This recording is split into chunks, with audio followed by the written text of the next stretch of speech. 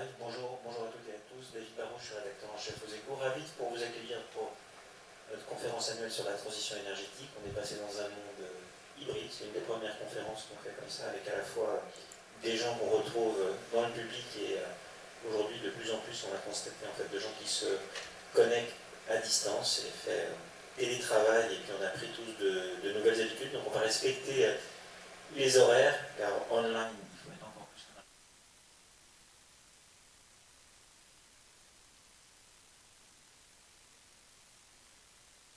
transport en commun, la ligne 9 qui devait nous apporter Olivier Bouger est actuellement bloqué, et donc il nous rejoindra, je pense, en cours de route pour ce débat. Il est président de la Chambre régionale d'agriculture et il est membre aussi de l'association France Gaz Renouvelable, et j'allais l'interroger sur la méthanisation, mais je pense qu'il nous rejoindra et qu'on pourra en parler. Donc matinée de débat autour de la transition énergétique. En tant que journaliste, je peux vous dire qu'on a rarement parlé autant d'énergie. Il y a pratiquement tous les jours 1, 2 ou 3 papiers sur l'énergie dans les Échos. Et l'autre nouveauté peut-être, c'est que ce sujet qui était il y a quelque temps encore un sujet pour les spécialistes et un sujet qui aujourd'hui passionne, captive, intéresse et inquiète à la fois les politiques, les décideurs, mais aussi les citoyens, les consommateurs. Et on voit bien que c'est au cœur de la réflexion et de la préoccupation de chacun. Et un des thèmes qu'on a voulu aborder aujourd'hui, qui est le fil conducteur, c'est comment sortir de la dépendance énergétique. Et vous voyez directement de quoi on veut parler alors du conflit en Ukraine et de la situation énergétique européenne. Différentes tables rondes que je vais animer avec Sharon, qui est une de nos deux journalistes spécialistes dans les questions d'énergie, des débats assez rythmés avec plusieurs thématiques. La première table ronde, c'est, si je ne me suis pas trompé de fils, indépendance et décarbonation, les gaz renouvelables, une solution crédible, point d'interrogation. Au moment où on s'interroge sur notre dépendance au gaz russe, est-ce qu'on va pouvoir trouver dans les gaz renouvelables, avec un S, on m'a bien précisé lorsque j'ai préparé cette table ronde, un début de solution. Pour en parler autour de moi, Laurence Poirier-Dietz, qui est à la tête de GRDF. À ses côtés, Pascal Housset, qui est le président, alors je vais lire toutes les lettres, mais après je dirai ce que ça veut dire, UMGCCP, si j'ai rien oublié, qui est rattaché à la FFB, qui n'est pas la Fédération française de basket, mais la Fédération française du bâtiment. Vous êtes chauffagiste et en fait vous dirigez depuis 2021 la branche génie climatique, et je pense qu'on va parler chaudière au gaz ou à autre chose avec vous. À vos côtés, Sébastien Douguet, qui est consultant chez Deloitte, qui travaille en gros pour le think tank interne de chez Deloitte et qui est un spécialiste des questions énergétiques. Peut-être avant de se projeter sur un débat à moyen long terme, puisque l'idée, c'est de voir si les gaz renouvelables peuvent être une solution, et ça ne sera pas une solution demain, mais est-ce que ça peut le devenir? Une ou deux questions peut-être d'actualité. Laurence, j'en profite. Vous êtes là, je disais, l'énergie est dans l'actualité en ce moment, le gaz en particulier. On a passé l'hiver, là il fait beau, j'imagine qu'on a un peu moins besoin de gaz en ce moment qu'il y a 2 ou 3 mois. La question que tout le monde se pose, c'est est-ce qu'on est bien parti pour passer l'hiver prochain, même si la situation devait continuer de se tendre avec l'approvisionnement du gaz russe qui, pour l'instant, fonctionne normalement, mais on ne sait pas très bien de quoi demain sera fait. Bonjour. Alors oui, effectivement, l'hiver vient de se terminer. Et ce qu'il faut d'abord avoir en tête, c'est qu'entre les consommations d'hiver et les consommations d'été, il y a un ratio de 1 à 5. Donc on consomme 5 fois plus en hiver qu'en été ou en intersaison. Donc forcément, la situation actuelle n'est pas critique. Et même si je crois que personne ne sait vraiment si le gaz venant de Russie devait s'arrêter, enfin ne plus arriver, bon, il n'y aurait pas de choses qui se passeraient à très court terme. Dans le même temps, il y a une arrivée de GNL qui est importante en Europe, en France parce qu'on a des terminaux, mais aussi en Europe. Donc ça veut dire que tout le monde s'est préparé à cela et qu'on a des capacités de stockage qui sont en train de se remplir. Voilà, les stockages français, je n'ai pas regardé exactement ce matin combien ils sont, mais sans doute au-delà de 30%. Donc ça veut dire qu'on va remplir les stockages jusqu'à septembre, début octobre sans doute, pour pouvoir avoir assez de gaz pour passer l'hiver. Donc peut-être ce qu'on peut craindre, c'est s'il y avait une période de froid, grand froid, c'est-à-dire une vraie semaine très froide, qui amènerait sans doute une tension à la fois sur le gaz et sur l'électricité, probablement. Et là, sans doute, le plan de délestage, mais plutôt pour les grands industriels, les industriels permettraient d'aider à moins consommer, hein, à réduire un peu la consommation. Néanmoins, c'est aussi un peu le cas de tous les usagers, tous les clients, hein. On peut tous commencer à consommer un peu moins d'énergie, avoir des réflexes de sobriété, que ce soit dans le cadre de cette guerre en Ukraine et de l'approvisionnement russe ou pour le climat. Ça reste quand même ce qui nous attend et ce que nous devons un peu tous faire. Sur les prix, aujourd'hui, on est dans un contexte un peu particulier avec à la fois des prix très hauts sur les marchés, en France un bouclier tarifaire. Est-ce que l'évolution des prix sur le marché du gaz aujourd'hui vous inquiète? Est-ce qu'on est aujourd'hui dans une situation qui s'est stabilisée avec à la fois des prix élevés et un bouclier? Est-ce que cette situation est tenable ou est-ce qu'il y a quand même un peu d'incertitude à avoir en tant que... En France, le gouvernement a mis en place ce bouclier tarifaire au moment avant la fin d'année, hein, en novembre. Il a concerné d'abord les particuliers qui eux-mêmes avaient un contrat de gaz pour leur chauffage. Et maintenant, il concerne aussi ceux qui sont dans le logement collectif. Il est prévu d'aller jusqu'à la fin d'année 2022. Bon, je crois que sur les prix du gaz, vous savez, c'est un peu compliqué de savoir ce qui va se passer. En moyenne, avant toute crise, les prix du gaz étaient autour de 20-25 euros du mégawattheure. Au moment de la pandémie en 2020, ils étaient à 5 euros, s'il n'y avait pas de consommation, donc les prix étaient très bas. On a connu, à partir de septembre 2021, des prix qui sont montés 120, 150, 180. Avec la guerre en Ukraine, il y a eu des prix spot extrêmement élevés, au-delà de 300, 350 euros du mégawattheure. Là, on est revenu dans des prix hiver-été, même un peu moins, 80, parfois 60. Donc, moi, je ne m'aviserai pas à quelque prévision que ce soit. Alors, au-delà de la volatilité à court terme et de ces questions-là, je voudrais qu'on passe plutôt donc, sur les questions à moyen long terme. Mais peut-être pour situer les enjeux, Sébastien, quand vous vous projetez sur la situation à long terme, sur la capacité à ce qu'on soit plus indépendant énergétiquement, est-ce que vous pouvez nous donner quelques éléments de l'équation de base, en fait, sur ce qui nous attend, à la fois en termes d'évolution de la consommation et d'évolution peut-être des ressources? Bien sûr. Donc peut-être deux éléments de contexte importants. Donc d'abord, c'est le défi qui nous attend et qui est un peu indépendant finalement de la situation en Ukraine. C'est que la France et l'Europe sont engagées vers une transformation qui est drastique vers la décarbonation et atteindre donc le zéro émission nette en 2050 avec des objectifs qui sont déjà très forts pour 2030. Et pour permettre ça, il y a plusieurs briques. La première brique, c'est la sobriété énergétique, qu'on rappelle aujourd'hui évidemment dans le contexte ukrainien, mais qui était déjà identifié comme un élément majeur. Et l'autre brique, c'est finalement pouvoir répondre avec les technologies qu'on a et les technologies qu'on n'a pas, toutes les ressources qui sont disponibles, à cet enjeu de décarbonation au moindre coût, en prenant aussi en compte les aspects sociaux, politiques, etc. Et donc, dans ce cadre, il y a une interrogation qui se pose. Quelles sont les énergies, quelles sont les technologies qui sont le mieux à même de répondre à l'objectif européen, suivant les priorités politiques et sociales? On s'est fixé, oui.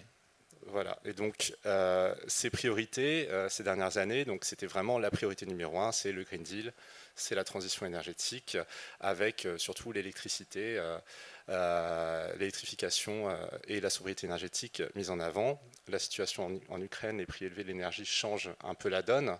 Donc on se retrouve de plus en plus avec des problématiques liées donc à l'accès à l'énergie, au coût de l'énergie, au coût de la transition énergétique, est-ce qu'elle va être acceptée socialement. On va aussi avoir donc les questions d'indépendance énergétique.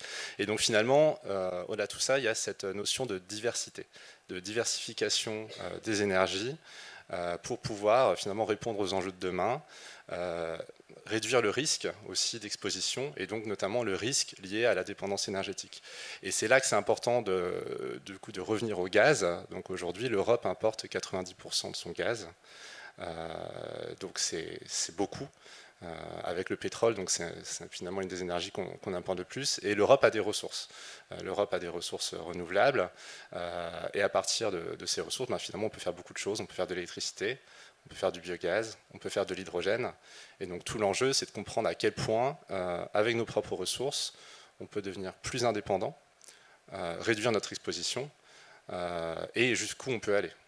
Dans le mix que vous prévoyez à moyen long terme, quelle place, selon vous, peut occuper le biogaz? Et après, je poserai la même question à Laurence. Alors, il y a des estimations, bien sûr.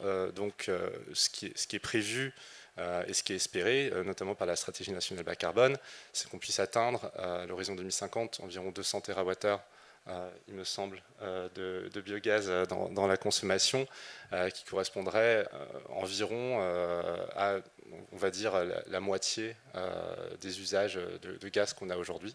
2050, la moitié du gaz qu'on a aujourd'hui remplacé par du biogaz, c'est ça? Voilà. Donc ensuite, il y a l'hydrogène, ensuite il y a le méthane synthétique, et il y a la sobriété énergétique aussi. Donc il faut toujours considérer que, bien entendu, l'électricité joue historiquement un rôle très important en France. L'électrification est un des piliers de la transition énergétique en France, en Europe. Mais il y a vraiment une synergie, une indépendance avec le gaz, des usages qui sont spécifiques, des propositions de valeur qui sont spécifiques et qui sont complémentaires. Et donc il y a vraiment un rôle pour les deux énergies. Et également pour qu'elles soient finalement, qu'elles dépendent l'une de l'autre, parce que le biométhane, le biogaz peut aussi servir à produire de l'électricité. L'électricité peut être utilisée pour produire de l'hydrogène et du méthane synthétique. Laurence, sur cette feuille de route 2050, la moitié du gaz d'aujourd'hui remplacé par du biogaz, d'où est-ce qu'on part aujourd'hui? À quel rythme on avance? Et est-ce que ça vous semble atteignable, ou c'est joli sur une slide mais pas dans la vie réelle? Ah, c'est plus que sur une slide, c'est tous les jours, et tous les jours un peu plus. Alors aujourd'hui, on a une dynamique assez forte de la filière biométhane, la filière biogaz, avec une production essentiellement agricole, mais pas que, aussi issue de bouts de stations d'épuration et d'autres biodéchets, par exemple. Et cette dynamique, elle est très forte, elle est à 2 chiffres sur 2021, sur 2022. On a atteint finalement beaucoup plus vite que prévu les objectifs de la PPE, c'est-à-dire à la fin de l'année 2021, c'est 6,4 Tera, alors que ces objectifs-là de 6 Tera étaient prévus pour fin 2023. Donc ça veut dire c'est une filière qui a de l'avance, c'est une filière ENR qui a de l'avance, qui est très dynamique. En pourcentage, ça veut dire quoi? Aujourd'hui, on est entre 1 et 2% de la consommation. Mais sur les réseaux de gaz, on a plus de 400 méthaniseurs qui sont aujourd'hui raccordés au réseau de distribution, au réseau de transport. Les équipes de GRDF en ont raccordé 35 depuis le début de l'année. On sait qu'on en raccordera environ 120, 125 sur toute l'année 2022 et à peu près de la manière identique en 2023. Et c'est un rythme qui s'accélère. 120, c'est beaucoup plus que les années précédentes, ou oui, on a doublé. Forcément, ça a démarré il y a une dizaine d'années pour les premiers. Les premiers ont démarré en 2013-2014. Les premières injections sont dans ces moments-là. Mais là, on a une dynamique plus importante. Qu'est-ce qu'on peut dire? On peut dire qu'à horizon 2050, on a une capacité, un potentiel de gaz vert qui est d'à peu près 420 TWh. Alors, la consommation de 2050, c'est un peu difficile de savoir quelle elle sera, parce que il faudra qu'il y ait beaucoup d'efficacité énergétique et de sobriété, en particulier sur les bâtiments. Mais on peut penser que la consommation de gaz à cet horizon sera autour de 300-350 TWh de gaz. Et donc, ça veut dire qu'on sait qu'on a un potentiel de gaz vert, donc de biogaz, biométhane, mais aussi, comme vous l'avez dit, de méthane de synthèse, d'hydrogène, qui pourrait couvrir très largement nos besoins. C'est plus que les 50%. Bien sûr. Donc c'est vraiment l'idée de pouvoir avoir en France une énergie locale, produite localement, qui nous amène une totale souveraineté énergétique sur ce plan, donc une maîtrise des coûts, des prix pour les consommateurs, et de pouvoir avoir une économie circulaire associée à la méthanisation en particulier. Avant de passer la parole à ceux qui sont les producteurs ou les installateurs peut-être de cette solution, à vous écouter, c'est génial, c'est possible. Ça permettrait de répondre à la question qu'on posait en préambule de cette journée, c'est comment sortir de la dépendance énergétique. La réponse, c'est biogaz. Alors, c'est quoi on dirait en anglais les roadblocks ou les étapes, les trucs à surmonter qui font que c'est peut-être pas si facile que ça. Pourquoi est-ce qu'on du potentiel, on atteint le plein potentiel de cette solution parce qu'on part finalement de relativement bas aujourd'hui et même si on va vite, passer de 1 à 2% à 5%, puis 10, 20, 30 et 100% un jour, ça semble quand même être une brusque accélération à un moment. Ce sera quoi le point de bascule et les points de blocage aujourd'hui qu'il faut surmonter? C'est une filière récente, et la techno est assez mature, hein, en particulier sur la méthanisation agricole, méthanisation de bouts de stations d'épuration, comme je disais tout à l'heure. Mais les mécanismes, je dirais, tarifaires, les mécanismes économiques, eux, ils doivent s'installer dans la durée. Dans la durée, c'est très important parce que ça veut dire que les porteurs de projets vont avoir de la visibilité. On installe un méthaniseur pour 15 ans. Donc voilà, il y a un business plan. Il faut que ce business plan il soit organisé, prévu pour que le financement soit réalisé. Donc ça veut dire que les mécanismes de cette filière, tous les mécanismes d'achat hein, du biométhane auprès du producteur, soient installés notamment avec ce que la loi climat résilience a permis hein, en fin de mois d'août dernier, c'est-à-dire les certificats de production de biogaz qui viennent de voir leur premier décret paraître là, fin avril. Il y a un deuxième décret en attente. Donc c'est vraiment important que très vite, le gouvernement installe les conditions pour que cette filière se développe rapidement. Donner de la visibilité aux gens pour qu'ils aient envie d'investir, c'est ça. Tout à fait. C'est ça la clé. Olivier, est-ce que c'est le point de vue que vous partagez sur comment est-ce qu'on fait pour que le monde agricole qui est stratégique dans cette montée en puissance des biogaz joue son rôle? Qu'est-ce qui lui manque qu'est-ce qui manque à ce monde pour qu'il ait véritablement envie d'accélérer et d'investir plus massivement? Bonjour à tous. Il a envie d'accélérer. La démonstration, c'est ce qui se passe depuis 2 ans avec énormément de projets. Il faut voir que pour l'agriculture, c'est pas simplement de la production d'énergie, c'est beaucoup plus large le biogaz. On est vraiment dans la bioéconomie, dans la réutilisation d'un certain nombre d'effluents et autres, dans la valorisation de ce qu'on appelle aujourd'hui les couverts végétaux, c'est-à-dire que si on veut capter du carbone, il va falloir couvrir les sols tout au long de l'année, mais qu'il y a une partie qui sera de toute façon toujours immature par rapport à l'alimentation, donc qui pourrait être utilisée pour faire de l'énergie. Donc le monde agricole, il est prêt, il a besoin de visibilité, c'est ce qui vient d'être dit. On est sur des gros investissements, alors pour des grandes entreprises, ça reste raisonnable, pour des agriculteurs, des investissements de 5-7 millions d'euros, voilà, c'est des choses qui sont très importantes, donc il y a besoin de visibilité. Il y a besoin de visibilité dans les tarifs, dans le rachat du gaz, il y a besoin de visibilité dans les règles autour de ça, ça change beaucoup, les normes changent beaucoup. Il faut des normes, hein. Je ne dis pas qu'il ne faut pas des normes, mais ça change énormément, ce qui crée des coûts ou des évolutions de coûts qui ne sont pas forcément pensées dans un business plan. Donc le monde agricole est particulièrement intéressé. Moi, je m'occupe du gaz, certes, mais surtout du climat pour l'agriculture, des COP au terrain. Je suis président de chambre d'agriculture. Mais on est véritablement dans une brique de solutions par rapport au climat. La sortie du fossile, le captage de carbone, la gestion des effluents, le développement de la bioéconomie, l'économie circulaire, le développement de l'énergie pour les territoires issus de gisements du territoire. On est véritablement on produit de l'énergie, certes, mais on ne produit pas que de l'énergie. On produit un certain nombre de solutions par rapport aux grands enjeux aujourd'hui, autour du climat, de la biodiversité, des sols, de l'engrais.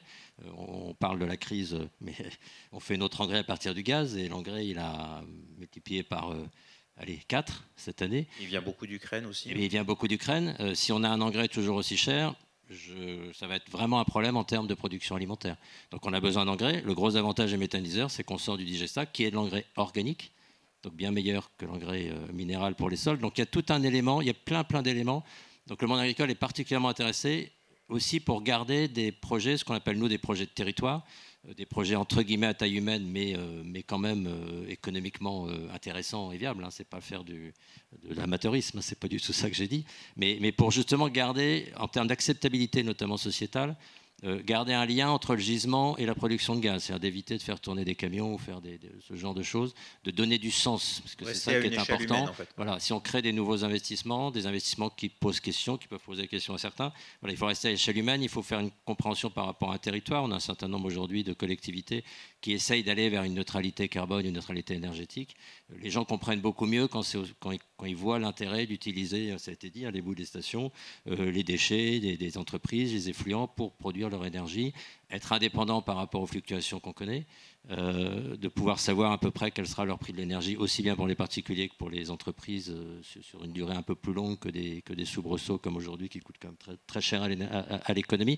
Donc voilà, c'est pour ça que la profession, on a des objectifs importants. On reste sur des objectifs en méthanisation agricole qui sont nettement inférieurs quand même que les projections de gisements disponibles de la part de l'ADEME notamment, ou de l'INRA. Volontairement, on parle de 130, 140 TWh au niveau de l'ADEME. Nous, on vise... À quel horizon ? En termes de potentiel de gaz, de potentiel de production de biogaz à partir de production agricole, de production issue de l'agriculture.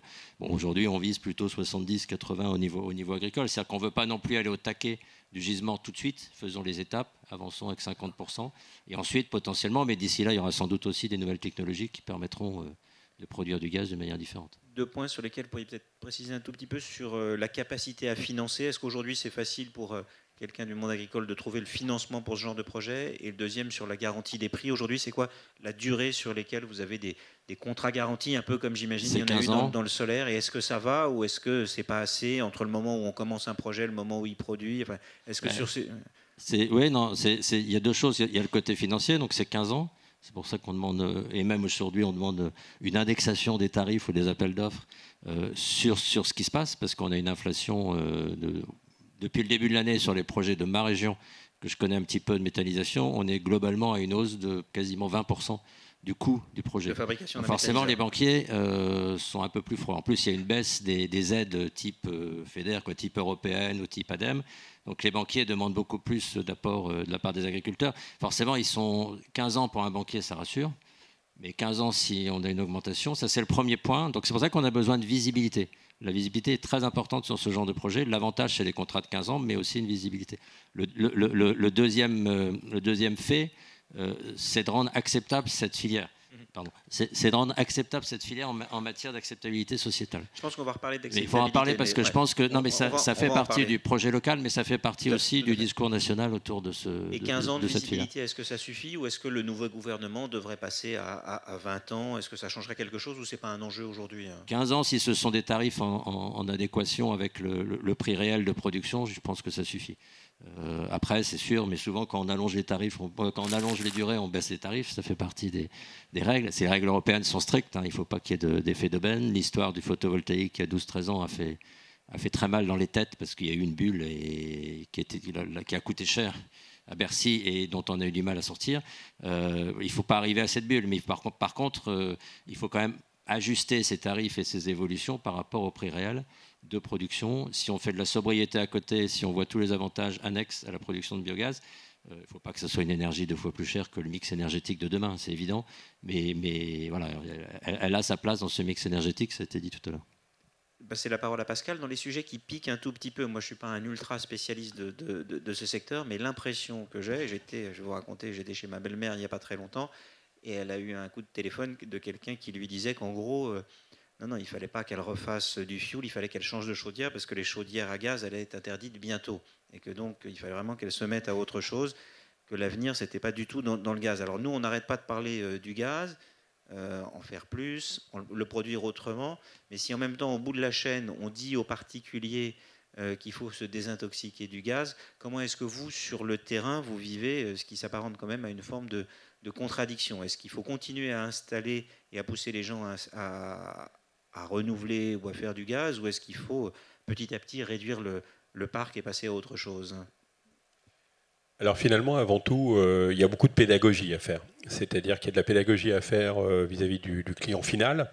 Lui expliquer qu'il y a beaucoup de fake news, comme on dit aujourd'hui. On voit de tout sur les réseaux sociaux, parfois dans la presse, etc. Malheureusement, des informations qui sont totalement fausses. Et puis, il faut de la pédagogie aussi vis-à-vis de nos installateurs. Parce que les installateurs, on a quand même, je dirais, c'est 14 500 entreprises pour la FFB en génie climatique sur l'ensemble du territoire national. Donc on a, je dirais, des structures qui sont robustes et qui sont capables de s'adapter. Mais effectivement, il faut de l'information. Et aujourd'hui, ce que je tiens à dire aussi d'un point de vue technique, c'est que finalement, et ça souvent le particulier ne le sait pas, c'est quelqu'un qui a déjà une installation au gaz. Lorsque la méthanisation est injectée dans les réseaux, il n'y a pas de modification de l'installation. Parce que ça, les gens ne le savent pas suffisamment. On peut investir dans une chaudière aujourd'hui sans se dire dans 5 voilà, ans, si on est passé au biométhane, je serai obligé de changer. Ouais. Voilà, contrairement à d'autres combustibles où il va falloir faire des modifications assez substantielles pour modifier son chauffage, là, finalement, on n'a pas de modification.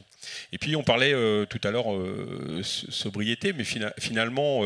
On a un peu plus de 30% du parc de chaudière aujourd'hui qui est en ce qu'on appelle plus communément en THPE, condensation, mais on a encore un gap énorme à faire de remplacement d'équipement.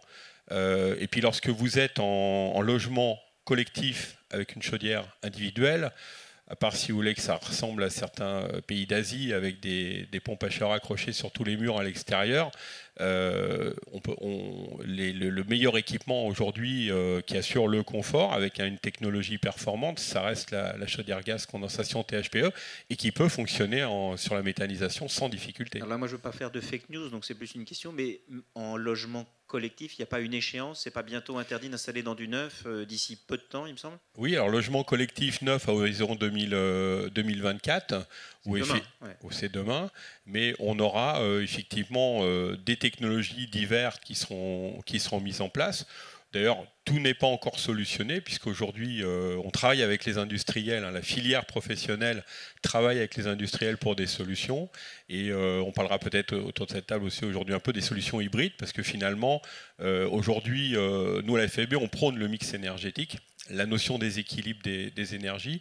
On a vu que la méthanisation a du sens dans les territoires, et nous, nos installateurs sont en train de faire une mutation en fait aussi technologique d'installation et de maintenance, n'oublions pas la maintenance non plus, pour installer des systèmes plus performants, moins énergivores, avec de la mixité, donc d'où les systèmes hybrides gaz, où aujourd'hui... Hybride, c'est hybride entre quoi et quoi? C'est du gaz. Alors, on a aujourd'hui un développement de machines qui sont une partie finalement chaudière condensation, donc qui pourront fonctionner au biogaz, et de l'autre côté, une pompe à chaleur. Donc on est en système ce qu'on appelle RO, et qui permet d'avoir le mix des deux systèmes. Alors je dis toujours, je prends l'exemple avec les véhicules hybrides d'aujourd'hui, donc on est un peu dans ce qui parle aux particuliers, aux consommateurs, on est dans ce contexte hybride.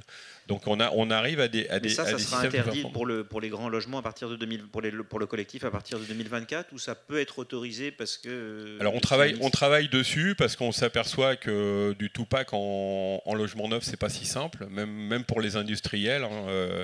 Je ne vais pas parler à leur place, mais on travaille dessus parce qu'on s'aperçoit que c'est pas si simple. Et puis il y a aussi cette fameuse gestion de pointe hivernale à laquelle il faut penser.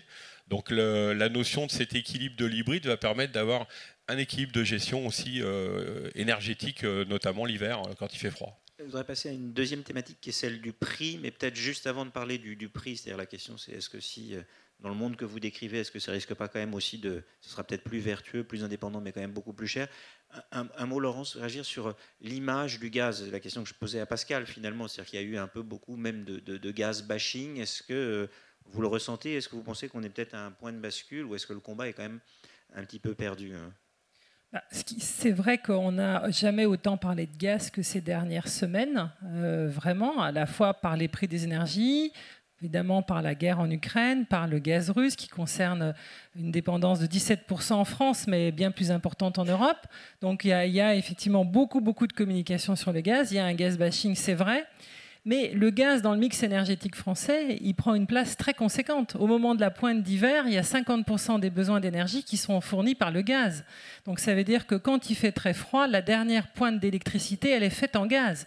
Donc les infrastructures gaz sont assez importantes en France et on se rend compte à quel point elles sont d'une valeur folle. Enfin vraiment, c'est à la fois les réseaux de distribution qui sont très développés et qui permettent d'aller récupérer d'ailleurs les méthaniseurs pas loin avec seulement quelques kilomètres de réseau additionnels.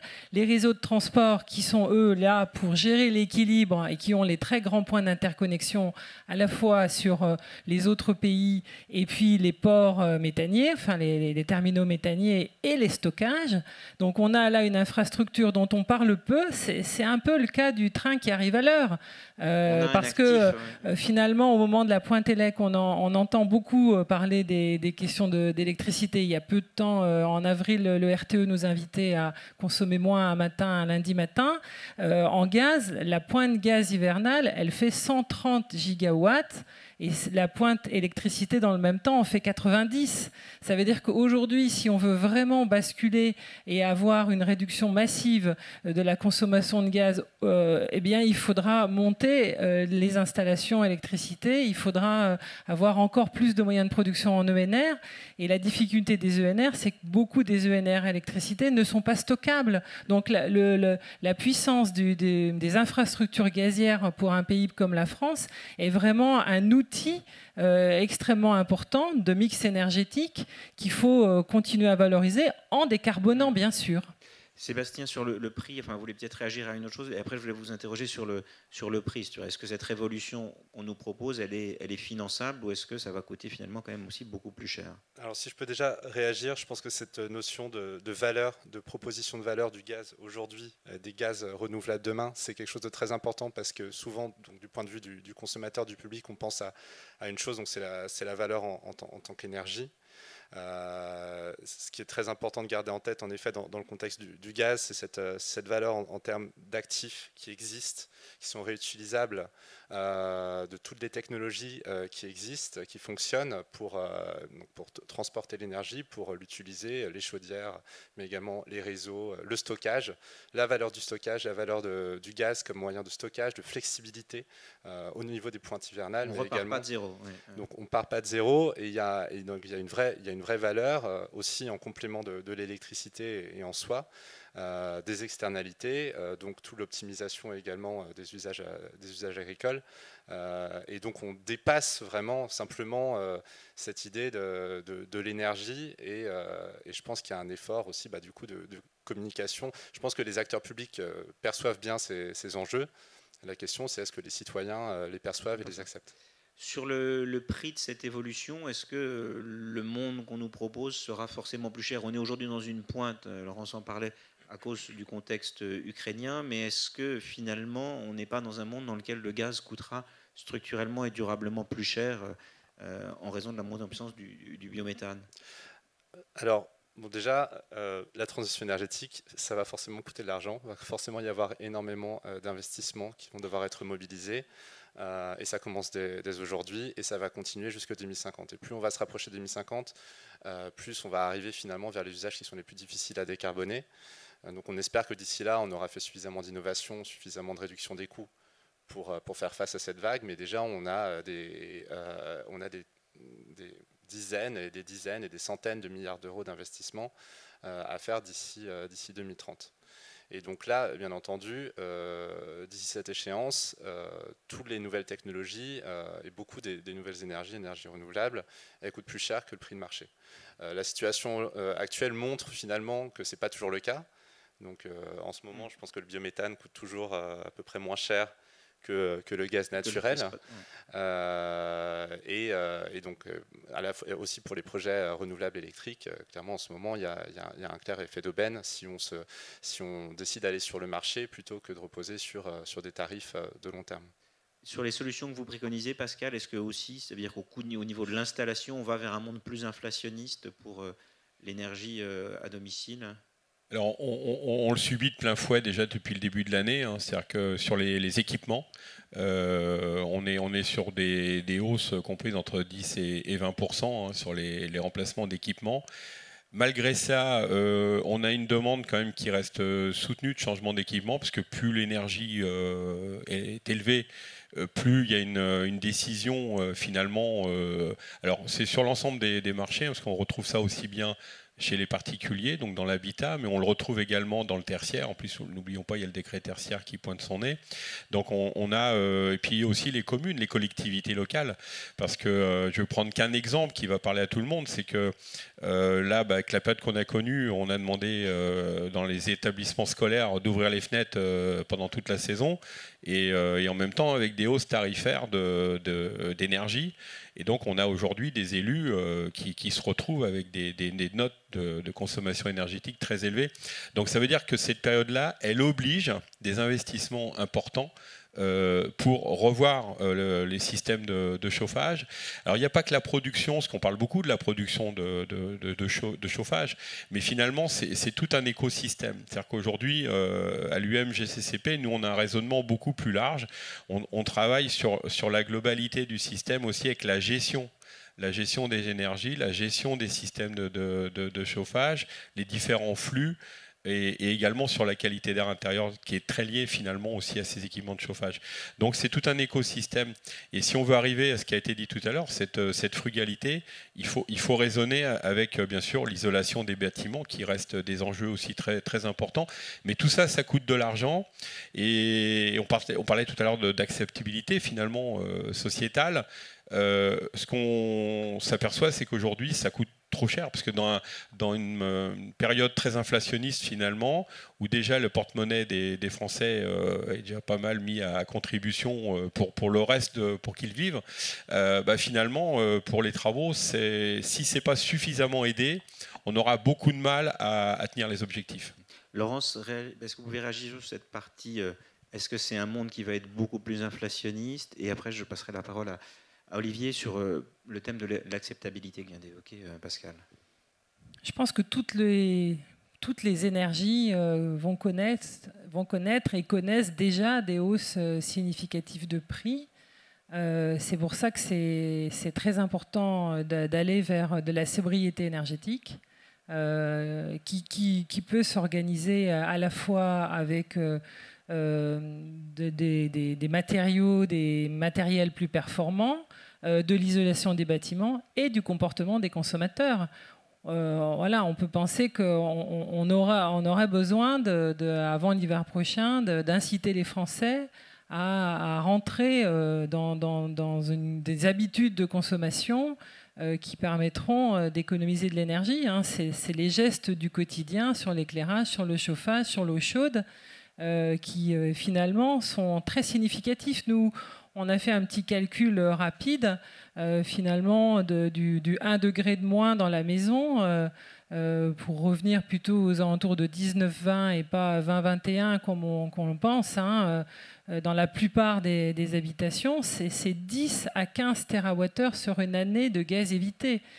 Donc si on a un peu la même chose sur les autres énergies, vous voyez, tout ça...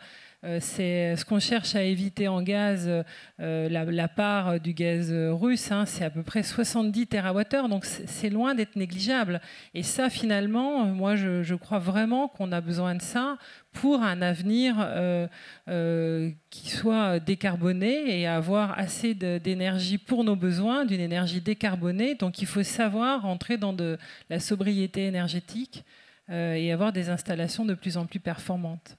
Olivier, sur l'acceptabilité, je lisais un article chez un de mes confrères il y a peu de temps qui disait qu'une des craintes quand même, c'était au-delà du niveau local où les gens ont du mal à accepter peut-être des méthaniseurs, c'était la crainte de voir finalement une agriculture se tourner vers ce monde de la méthanisation comme une source de revenus principale et que ça la détourne de sa vocation première qui est de nous nourrir.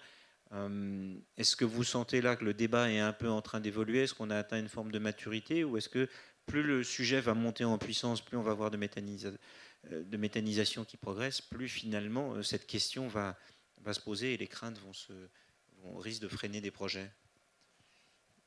L'agriculture a toujours été, et notamment avant l'ère des énergies fossiles, productrice de tout ce qu'on appelle la bioéconomie, c'est-à-dire de tout ce qui est énergie. Alors l'alimentation, bien sûr. Mais avant, Paris était 300 km autour de Paris, était pour nourrir Paris, les veaux, les chevaux, les bœufs et compagnie, et le chauffage de Paris.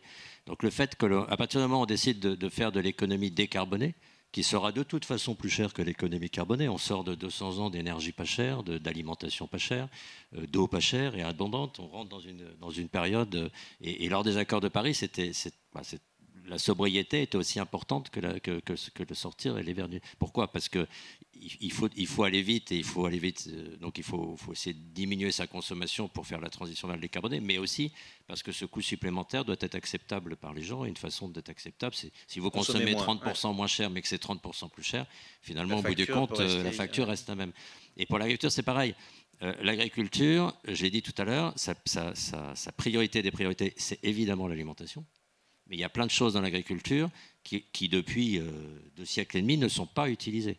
La valorisation des effluents des animaux n'est pas utilisée. Les couverts végétaux, c'est pour ça d'ailleurs qu'ils ont été abandonnés par une agriculture où on a demandé pendant 50 ans aux agriculteurs de produire à la sortie de la guerre notamment parce qu'il fallait nourrir. Donc il y a une concentration sur l'alimentaire. Concentration sur l'alimentaire ne veut pas dire que sur une exploitation, on ne peut pas faire plus que l'alimentaire. Je dis bien plus, hein, ce n'est pas à la place de l'alimentaire. Donc c'est pareil, ça fait partie de l'acceptabilité. C'est-à-dire qu'il faut bien faire comprendre aux gens. Quand je parlais tout à l'heure de couverts intermédiaires qui sont immatures, ils sont immatures, c'est-à-dire qu'ils ne pourront jamais terminer dans une assiette. À moins que les gens se mettent à manger de l'herbe. Voilà, mais ça, je ne pense pas qu'on soit à transformer l'être humain jusque-là. Mais voilà, donc la place, elle est là. Après, il faut le faire. C'est pour ça que je spécifiais bien.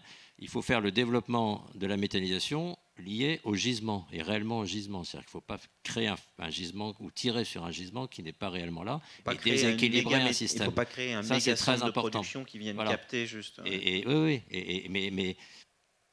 mais c'est vrai que dans cette acceptabilité, on sort, et surtout en France, d'une énergie quand même pas chère du tout, même l'électricité par rapport à l'Allemagne ou d'autres pays. Donc les gens se sont habitués à dire on peut rouler, on peut se chauffer, on peut manger. C'est un autre sujet, on pourrait parler de l'alimentaire. Mais on voit bien que l'alimentaire pas cher, c'est avec des méthodes de production décarbonées, ça va coûter plus cher. C'est comme tout le reste. Mais vous ne redoutez pas qu'on passe d'opposition locale à un méthaniseur où c'est les voisins qui n'en veulent pas, à une opposition plus sociétale, parce qu'on a l'impression que je pense que c'est au local qu'il faut bien expliquer les choses. Parce que c'est vrai qu'au local, le contact direct, le contact humain, de bien montrer le pourquoi on valorise des choses qu'on ne valorisait pas, que ça ne déséquilibre pas, que si... on ne veut plus d'énergie il va bien falloir le produire au bout de son jardin. C'est vrai que les gens, ils aiment bien avoir les investissements un peu loin de chez eux. Encore un méthaniseur bien géré, franchement, il n'y a pas de... Bien placé, bien géré, franchement, il n'y a pas de gêne pour les voisins. Mais c'est ce véritable sens de la transition. Et je suis les sujets du climat depuis 5-6 ans. La vraie question, c'est de comprendre que cette nouvelle transition, ce nouveau développement vers l'économie décarbonée, il faut le faire aussi avec un nouveau logiciel quelque part, avec des nouveaux modèles de développement.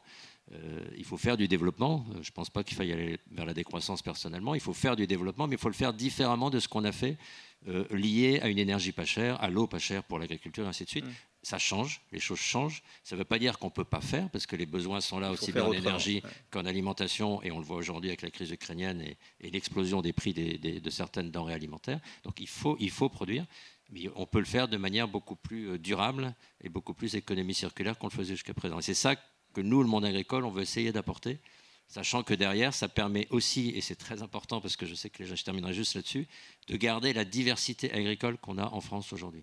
C'est pareil, c'est une chose qu'il faut qu'on explique. Quand on parle toujours de la ferme des 1000 vaches ou tout ça, déjà, il n'y en a pas une seule en France, je vous rassure. Ça doit être 400-500 vaches les principales. 1000 vaches dans 80% des pays producteurs importants dans le monde, c'est ridicule.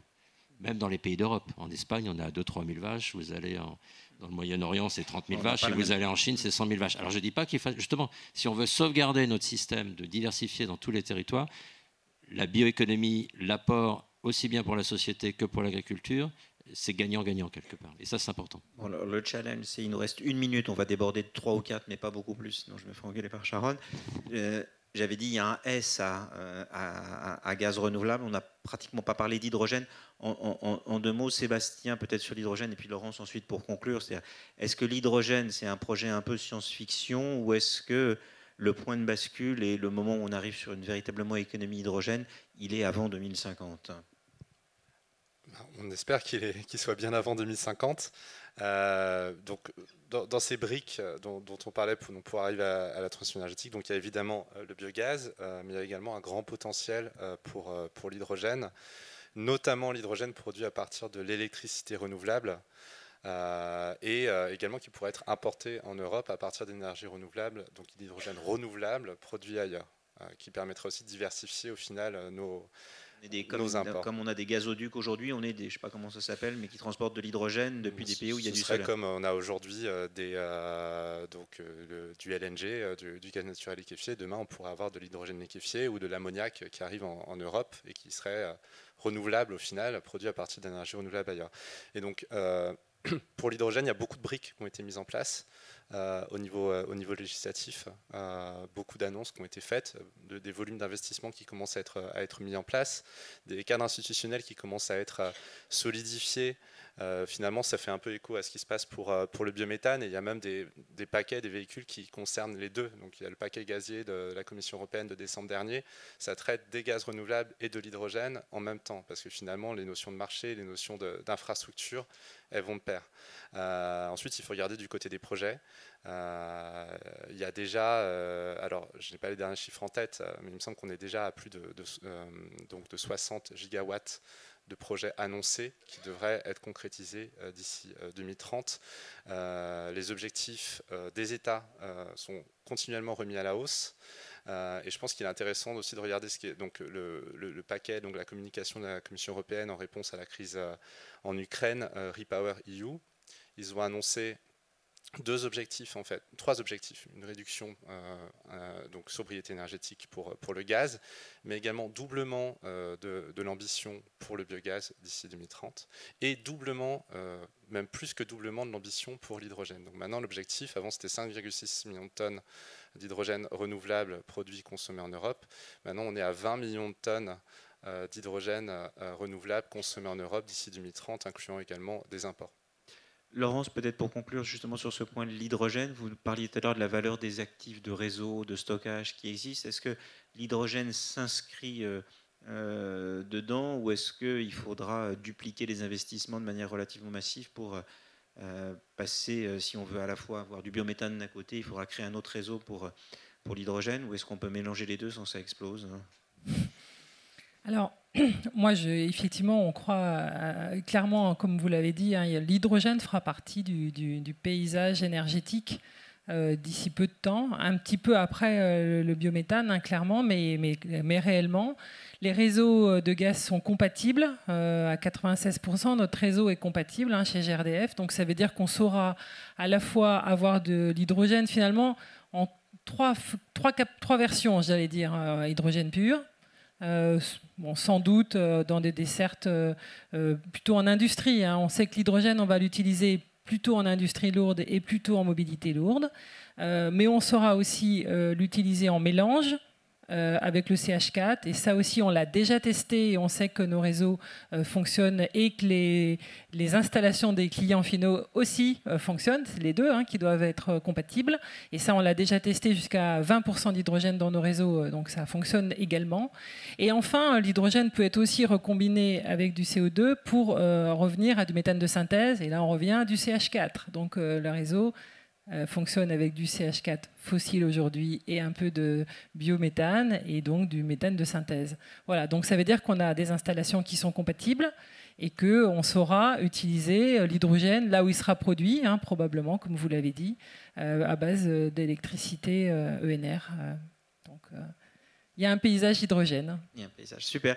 Merci à tous les quatre. Je vais appeler Sharon, qui je crois est dans le public, à me rejoindre sur scène, et à appeler les intervenants de la table ronde suivante, et à ceux qui sont en ligne de rester connectés. On passe tout de suite à la table ronde suivante. Merci à toutes et à tous.